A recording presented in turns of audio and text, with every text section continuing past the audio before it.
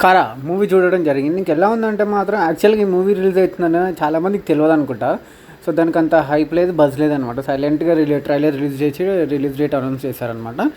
ఇక మూవీ విషయానికొస్తే మాత్రం మూవీ అయితే డీసెంట్ ఉంది. పర్లేదు మంచిగానే ఉంది.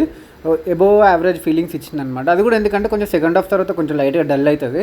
ఫస్ట్ హాఫ్ అయితే చాలా బాగుంటది. ఫస్ట్ హాఫ్ అంతా మంచిగా స్టార్టింగే ఇంట్రెస్ట్‌గా స్టార్ట్ అయిపోతదనమాట మూవీ అయితే. ఇక స్టోరీ విషయానికొస్తే మాత్రం హీరో ఒక దొంగ.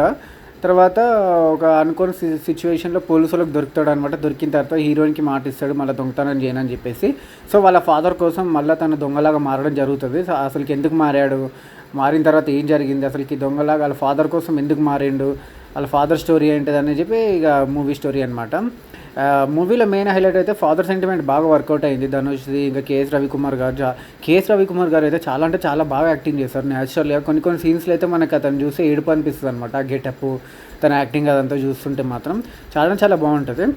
ఇంకా పాజిటివ్స్ విషయానికి వస్తే మాత్రం మూవీలో పాజిటివ్ విషయానికి వస్తే ఫస్ట్ అయితే స్టోరీ అయితే మంచిగా కొంచెం ఫ్రెష్గా రాసుకున్నారు. రూరల్ డ్రామా కిందట. యాక్చువల్లీ ఇలాంటి స్టోరీ ఎక్కువ సిటీలో కానీ మంచిగా కొంచెం పాష్గా హైటెక్లా ఇట్లా చూపిస్తారనమాట. కాకపోతే వీళ్ళు విలేజ్లో సెటప్ చేసుకొని మంచిగా రూరల్గా భలే రాసుకొని భలే స్క్రీన్ ప్లే తోటి మంచిగా చూపించారనమాట.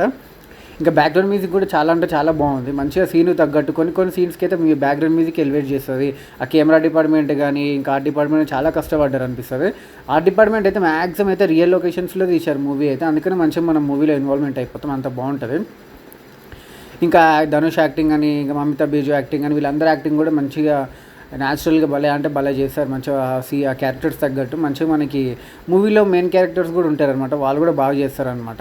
ఇక మనకి రాబరీ సీన్స్ కూడా మనకి కొంచెం ఇంట్రెస్టింగ్గానే కొంచెం అంటే కొన్ని ఒక్కొక్కసారి ఏంటంటే సిల్లీగా అనిపిస్తుంది. కాకపోతే అది వీళ్ళు 90స్లో సెటప్ చేసుకునేసరికి కొంచెం నమ్మాలన్నమాట. నమ్మేటట్టు ఉంటుంది అనమాట. సో, అట్లుంటాయి రాబరీ సీన్స్. సో, ఇదే పాజిటివ్. నెగిటివ్స్ విషయం కోసం మాత్రం ఇంటర్వెల్ తర్వాత కొంచెం లాగ్ అయిన ఫీలింగ్ వస్తుంది. కానీ ఇంటర్వెల్ తర్వాత కూడా మనకు బాగానే ఉంటుంది. క్లైమాక్స్ అయితే ఇక ఏదో క్లోజ్ చేసేయాలి అన్నట్టు క్లోజ్ చేశారు. కానీ క్లైమాక్స్ అంటే ఓకే ఉంది కానీ మరీ సాటిస్ఫాక్షన్ అంత ఉండేది క్లైమాక్స్ అయితే.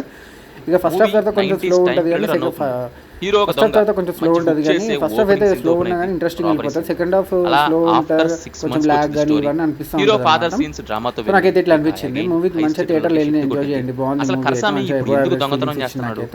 నాకైతే ఇట్లా అనిపించింది. మీరు కూడా వెళ్ళి చూసి మీకు ఏమనిపించింది కింద కామెంట్లో తెలియజేయండి. Friends bye.